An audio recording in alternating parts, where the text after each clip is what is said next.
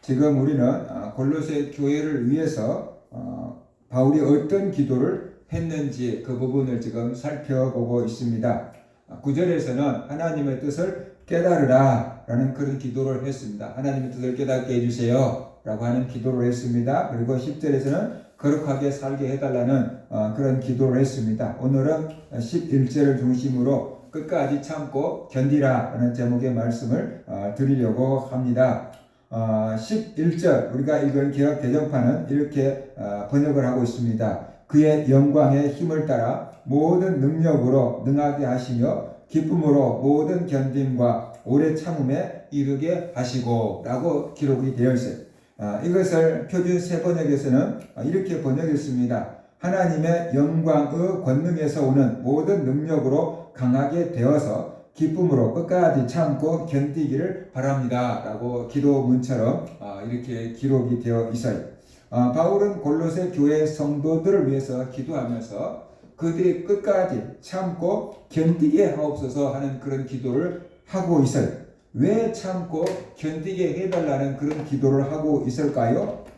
본문에서 분명하게 언급되어 있지 않지만 골로새 교회의 상황 그리고 당시 초대교회 상황을 우리가 살펴본다고 한다면 당시에 교회 성도들에게 많은 핍박이 있었고 이단들의 유혹이 있었기 때문에 끝까지 참고 견디게 하옵소서라고 하는 그런 기도를 한 거다라고 볼 수 있어요. 그러니까 끝까지 참고 견디게 하옵소서 하는 기도는 무슨 뜻이냐 그러면 끝까지 믿음을 지키게 하옵소서 그런 뜻이에요. 핍박 가운데서도 믿음을 지키게 하시고 유혹 가운데서도 믿음을 지키게 하옵소서라고 하는 그런 기도다라고 우리가 볼 수 있어요. 끝까지 견디되 기쁨으로 견디게 해달라라고 말하고 있어요. 마지 못해서 견딜 수도 있고요. 억지로 견딜 수도 있거든요. 그런데 그게 아니고 기쁨으로 견디게 하옵소서라고 말하고 있어요. 우리가 육체적인 질병이 오고 통증이 오면은 진통제를 먹고 그러다 안 되면 어쩔 수 없이 견뎌야 되잖아요. 근데 마지 못해서 견디고 억지로 견딜 수 있죠. 그렇죠? 가난도 우리를 굉장히 힘들게 하는데 우리가 그것을 이길 수 있으면 이겨내겠지요. 근데 피할 길이 없기 때문에 그냥 가난해도 궁핍해도 억지로 참고 견디는 거죠. 기쁨으로 참고 견디는 건 아니잖아요. 그런데 바울은 기쁨으로 참고 견디게 해달라는 그런 기도를 하고 있어요. 어떻게 힘들고 어려운데 기쁨으로 참고 견딜 수가 있겠습니까? 그것은 하나님이 주신 은혜로 기뻐하라 라는 뜻으로 볼 수 있습니다. 하나님이 주신 기쁨으로 견디라 라고 말하고 있어요. 기쁨이 있을 때 더 잘 참을 수 있고 기쁨이 있을 때 더 잘 견딜 수 있어요. 우리가 똑같은 일을 하더라도 기쁜 마음으로 일하면은 1시간 하루 일과가 금방 가는데 정말로 막 불평하고 일하면은 하루가 정말로 안 가는 것을 경험하게 되잖아요. 그러니까 고통을 견딜 때도 기쁜 마음으로 견딜 수 있고 아니면은 억지로 견딜 수 있는데 억지로 견디면은 시간도 안 가고 더 힘들다라는 거예요. 그런데 기쁜 마음으로 견디면 어떻게 돼요? 금방 시간이 가버린 것처럼 느끼고 통증도 훨씬 덜 느끼기 때문에 바로 기쁨으로 견디게 하옵소서라고 말하고 있어요. 주사를 맞는데 되게 사람들이 아파하잖아요. 근데 똑같은 주사를 맞는데 얼굴 근육을 찡그리거나 얼굴 근육을 웃고 있으면은 통증이 덜하대요. 근데 가만히 있는 것보다 훨씬 통증이 줄어든대요. 그렇게 얼굴에 많은 신경들이 이렇게 모여 있어가지고 그렇게 작용을 한다는 것이 현대의학이 발표하는 거거든요. 그러니까 우리가 어떤 이 억지로 하는 것과 기쁨으로 하는 것은 다른데 우리가 기뻐하면은 똑같은 상황도 훨씬 더 쉽게 참을 수 있고 견딜 수 있다. 그러니까 그 기쁨으로 참고 견디게 하옵소서라고 지금 기도하고 있는 거죠. 바울은 기쁨으로 견디게 하옵소서 그랬어요. 그럼 이제 그것을 받아들인 성도들이 말이 되는 소리야. 그렇게 생각할 수 있죠. 자기가 우리같이 고난을 당해보라 그래. 그러면 그런 말이 나오나. 자기는 평안하니까 그런 말을 할 수 있지. 라고 사람들이 생각하잖아요. 그죠? 목사님들이 뭐 이렇게 설교하려면 성도들은 목사님이나 그렇게 살지 성도가 어떻게 그렇게 살아요.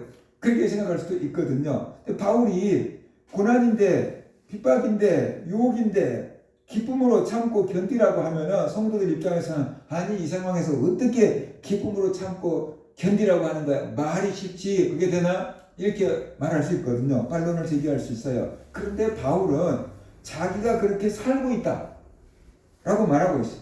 골로새 1장 24절을 보면은 바울이 이렇게 말해요. 나는 이제 너희를 위하여 받는 괴로움을 기뻐하고 그리스도의 남은 고난을 그의 몸된 교회를 위하여 내 육체에 채우노라. 그러니까 분명히 바울이 말하기를 너희를 위하여 받는 괴로움을 그러잖아요. 골로새 교회 성도들 때문에 뭔가 바울이 지금 고통을 당하고 괴로움을 당하고 있다는 거예요. 마음에 뭔가 근심거리를 던져준 것 같아요. 그런데 너희를 위하여 받는 괴로움을 기뻐하고 그러잖아요. 괴로움을 당하는데 기뻐한다 라고 지금 말하고 있어요. 그리스도의 남은 고난을 그의 몸된 교회를 위하여 내 육체에 채우노라.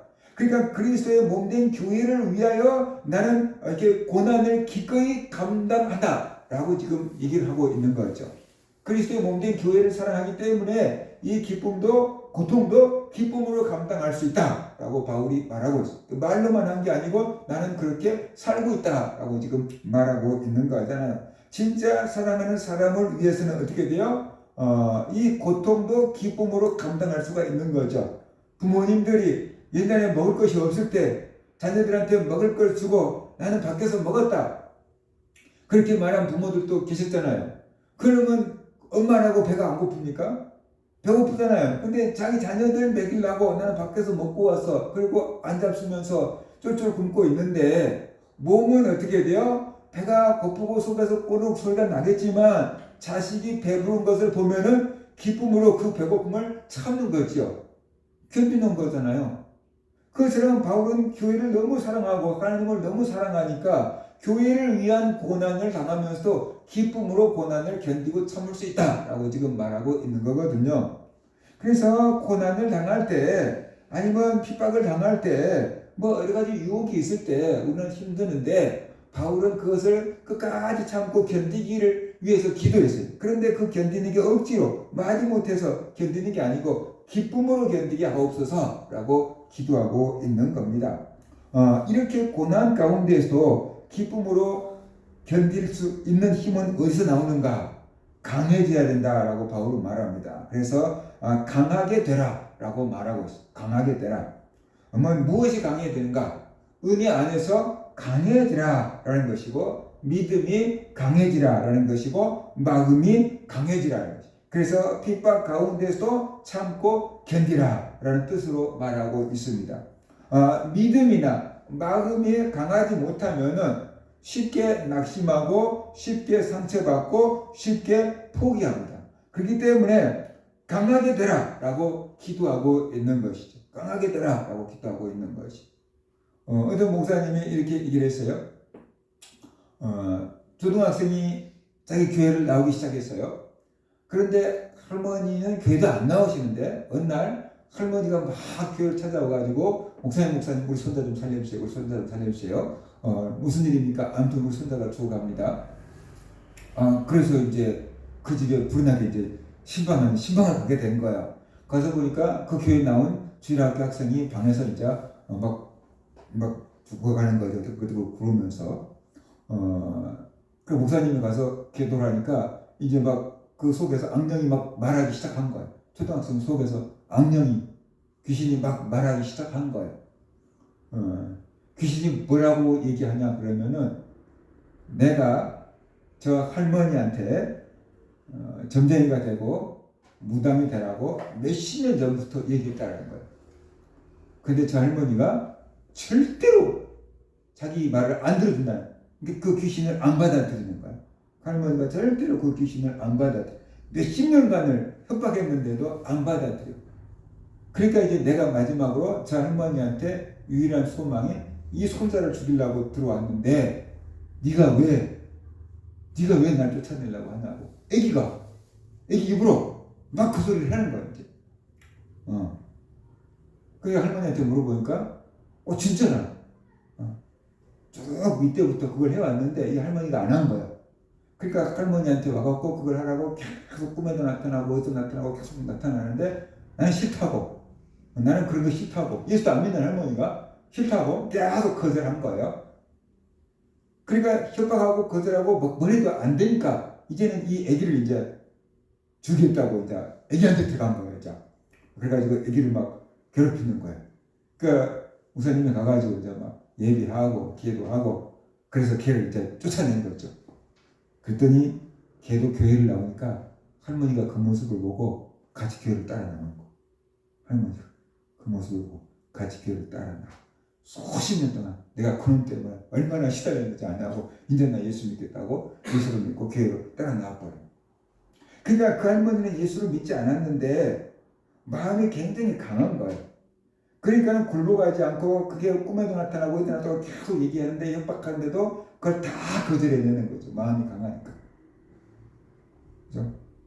그래서 마음이 강하고 믿음이 강하면은 이게 쉽게 쓰러지지 않죠. 포기하지 않죠. 근데 마음이 약하면 어떻게 돼요? 쉽게 좌절하고 쓰러지고 넘어진다라는 거죠. 옛날 어른들은 일제시대를 겪었고 6.25를 겪었고 배고픔을 보릿고개를 겪었고 힘든 시간을 다 겪어온 거예요. 그러니까 그 어른들에게 뭐가 남아있냐 그러면은 고통도 고난도 어려움도 가난도 견딜 수 있는 뭔가 이 힘이 생겨 있는 거예요. 인내할 수 있는 힘이 생겨 있는 거예요. 그래서 까짓 뭐 옛날에는 그냥 막 풀포기를 뜯어먹고도 살았어 그러면서 막 견뎌버리는 거예요.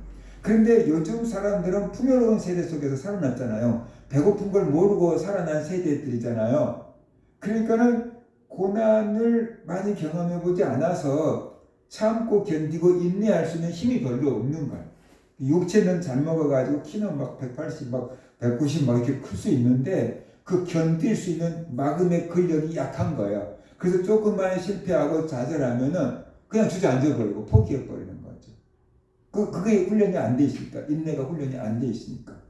옛날에 저희들이 학교 다닐 때는 초등학교 운동장에 있다가 전교 학생들을 다 모아놓고 교장 선생님이 훈시 마지막으로 계속 막 훈시하고 막 그랬잖아요. 근데 한참 시간이 지나고 그렇게 하면 애들이 푹푹 쓰러지는 거예요, 이제. 그러니까 어떻게 돼요? 각 교실 들어가라. 그리고 교실에서 이제 스피커로 이제 조회하고 못 견디니까 쓰러지니까. 그 참고 견딜 수 있는 그 체력이나 근력이 떨어지게 있다라는 것이에요. 그래서 우리가 이 강해져야 돼요. 은혜 안에서 우리가 마음이 강해져야 되고 믿음이 강해져야 된다. 그것을 다르게 말한다면 성령 충만해져야 된다라는 것이에요.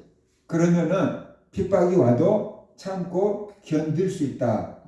똑같은데 은혜가 있으면은 핍박도 견딜 수 있고 기쁨으로 견딜 수 있어요. 근데 은혜가 식어지면은 그보다 훨씬 작은 핍박도 못 견디게 되는 거예요. 못 견디게 되는 거예요. 그래서 바로 성령 충만하고 은혜 안에서 우리가 강해져야만 된다. 믿음 안에서 강해져야만 된다는 것이. 사도행전 5장 40절 41절 보면은 사도들은 핍박받는 것을 당연하게 여겼다 그래요. 그들이 옳게 여겨 사도들을 불러들여 채찍질하며 예수의 이름으로 말하는 것을 금하고 놓으니 사도들은 그 이름을 위하여 능욕받는 일에 합당한 자로 여기심을 기뻐하면서 공의 앞을 떠나니라. 사도들이 기적과 이적을 행하니까 사람들이 그 유대교 지도자들이 잡아다가 막 가두고 두들겨 패고 앞으로 예수 이름으로 다시는 전파하지 마라. 그렇게 해서 풀어준 거예요. 그런데 사도들은 어떤 생각을 했냐 그러면 억울하다고 생각한 게 아니고 예수 그리스도의 이름을 위하여 능욕받는 것, 핍박받고 능욕받고 멸시받는 일에 합당한 자로 여기심을 기뻐하면서 공의 앞을 떠났다는 거예요. 내가 예수님 때문에 능욕받고 핍박받는 것을 기뻐하면서 나왔다라고 지금 말하고 있는 거거든요. 아, 내가 예수님의 제자이기는 맞구나. 예수님, 그러니까 내가 이렇게 예수님 때문에 핍박을 받는구나. 내가 예수님께 인정받는구나. 그렇게 기뻐하면서 나왔다는 거죠. 그래서 핍박받는 것을 이상하게 여길 필요가 없다는 것이.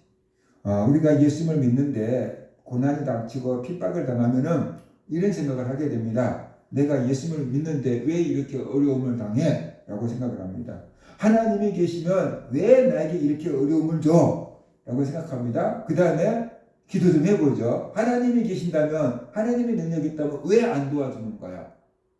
우리가 이런 생각을 해요. 그러면서 믿음의 회의가 들고 믿음이 약해지고 원망이 나오고 불평이 나오게 됩니다. 그러나 사도들은 핍박받는 것을 당연한 것으로 여기고 기뻐했다라고 말하고 있어요. 그러면 왜 핍박받는 것을 당연하게 여겼을까요? 사도들은 왜 핍박받는 것을 당연하게 여겼을까요? 자기들의 주님인 예수님이 핍박받는 것을 보았기 때문에. 예수님이 유대인들로부터 엄청나게 핍박을 받았잖아요. 그것을 다 자기들 눈으로 목격했어요. 그러니까 우리 주님도 핍박받았으니까 우리도 핍박받는 게 당연하지 뭐. 저 사람도 주님을 핍박했으니까 우리를 핍박하는 게 당연하지 뭐. 이런 식으로 생각을 해버리는 거예요. 그런데 오늘 사람들은 예수 믿으면 만사형통하리라. 그런 마음을 갖고 예수를 믿었는데 예수를 믿다가 보니까 어려움이 온단 말입니다. 아니 만사형통하려고 예수를 믿었는데 왜 예수 믿는데 어려움이 와? 그러면서 이제 막 흔들려 버리게 되는 거죠. 그리고 핍박받는 자가 복이 있다라고 예수님 말씀하셨어요. 우리를 위하여 핍박을 받는 데는 복이 있다. 그러니까는 자기들이 핍박을 받을 때 어떻게 돼요? 복이 있다라고 생각을 한 거죠. 자기들이 핍박받는 것을 보고 복이 있다라고 생각을 해버렸다라는 것이죠. 근데 기존 교인들이 그럴 수 있습니까? 어떤 목사님이 그런 얘기를 해요. 자기 와이프가, 목사님 말고 목사님이 아닌 어떤 사람 와이프가 멀쩡하게 교회를 다니다가 이단으로 빠져나갔어요. 이단에 갔어요. 그러니까 남편은 이 교회가 이단인 교회인 줄 알아요. 그래서 여자에게 그 교회 가지 마라.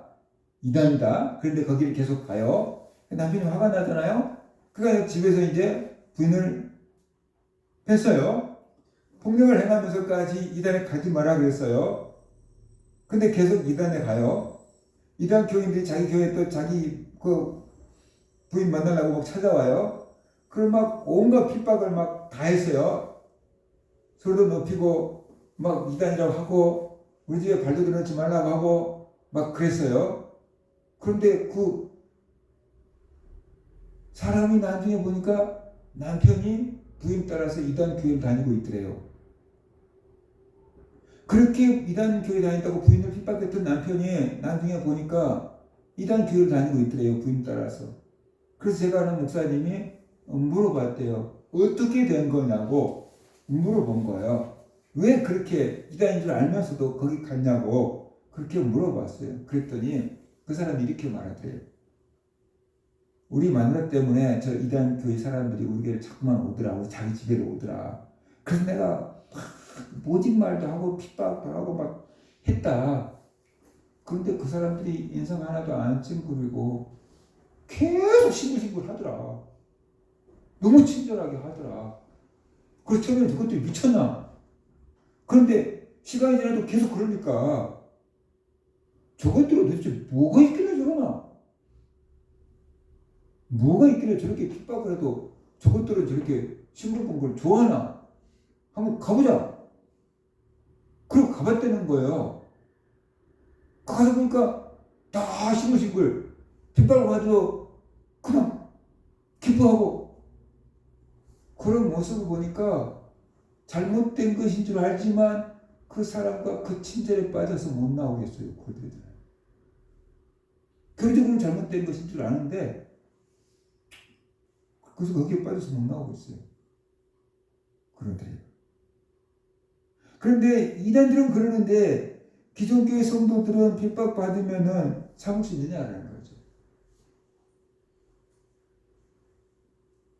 주님께서는 핍박을 받는 자가 복이 있다고 하셨는데 우리는 핍박 안 받으려고 하고 핍박 받으면 견디지를 못하고 막 그러잖아요. 근데 사도들은 핍박 받을 때 하늘의 상이 있음을 믿었어요.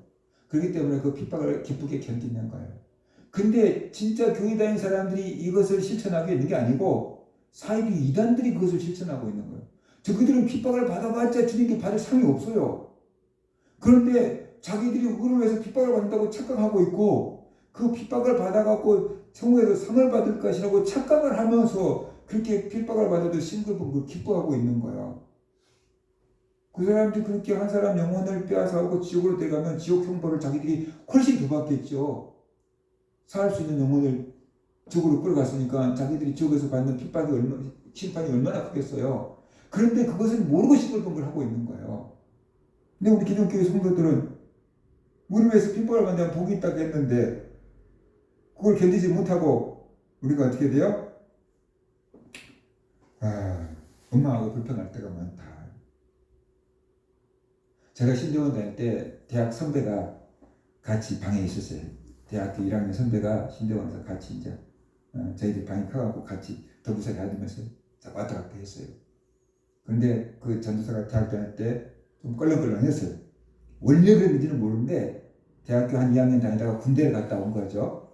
군대에 가갖고 담배도 배우고 술도 좀 배우고 껄렁껄렁해서 왔어요. 3학년 때 복학을 해갖고 자기 선배들한테 형 술 사줘. 전도사가 군대 갔다 와갖고 형 술 사줘. 이렇게 했던 이게 전도사예요. 그래서 자기가 목사 될 거라고는 생각도 안 했대요.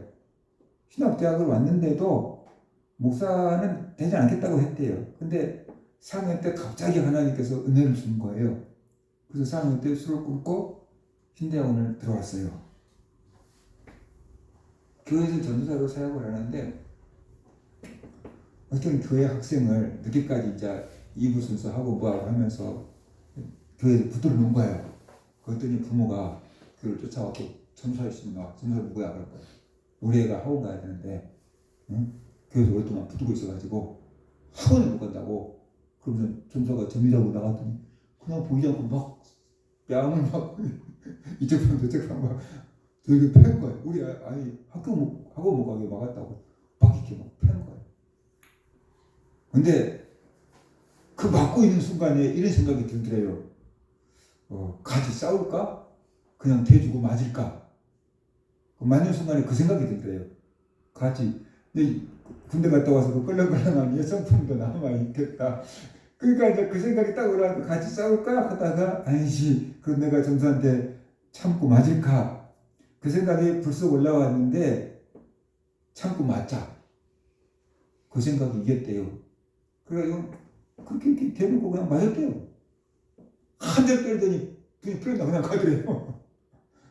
근데 이제 문제는 그거예요. 그분이 이제 딱 월요일날 학교 와갖고 우리한테 하는 소리가 자기가 생각해도 자기가 너무 대견하고 기특하다는 거예요. 옛날 같았으면 그것을 못 참았을 텐데 그것을 다 맞으면서 참고 있었다는 것이 자기가 봐도 자기가 너무 신기하다고. 그러니까 자기가 봐도 자기가 변화했다는 거예요. 내가 봐도 내가 많이 변화된 것을 느끼고 너무 감사하다고. 맞고 와보고 감사하다 그러더라고요. 저 전사가 많이 미쳤나 보다. 옛날에 저런 사람 아닌데 왜 저렇게 됐겠지? 라고 생각을 했거든요. 그러니까 그렇게 되는 거죠.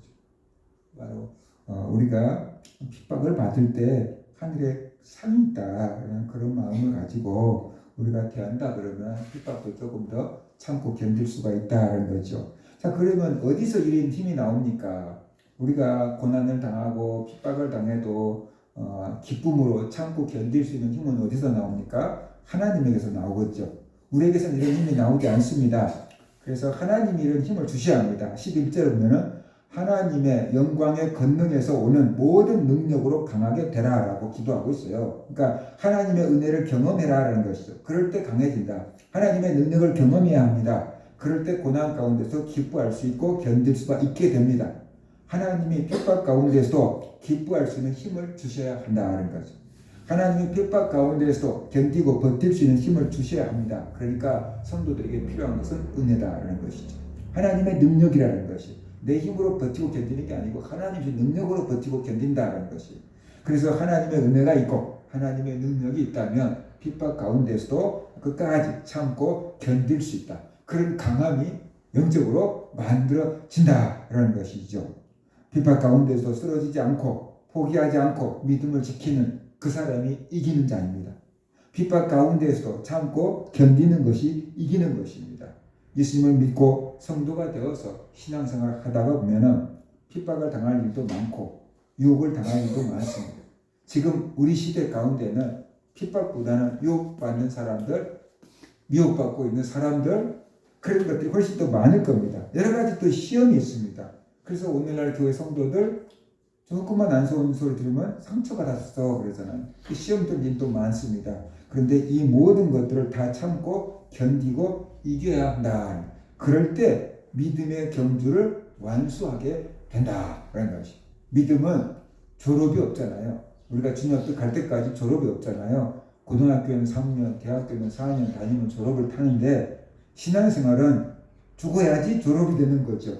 끝까지 우리가 다녀야 되는 거죠. 믿어야 되는 거죠. 그래서 끝까지 가는 게 이기는 거다라는 것입니다. 우리 모든 성도들 항상 신앙생활할 때 좋은 일만 있는 거 아닙니다. 힘든 일도, 억울한 일도, 화난 일도, 상처받은 일도 있을 수 있습니다. 핍박도 있습니다. 유혹도 있습니다. 그런데 끝까지 참고 견딜 때 이기는 거다라는 것입니다. 그래서 오늘 바울이 골로새 교회를 위해서 끝까지 참고 견디게 하옵소서라고 기도한 것처럼 우리 성도들이 여러 가지 일이 있어도 끝까지 참고 견디고 승리하는 그런 성도들 되시기를 주의 이름으로 축원합니다. 아멘. 그런 말씀.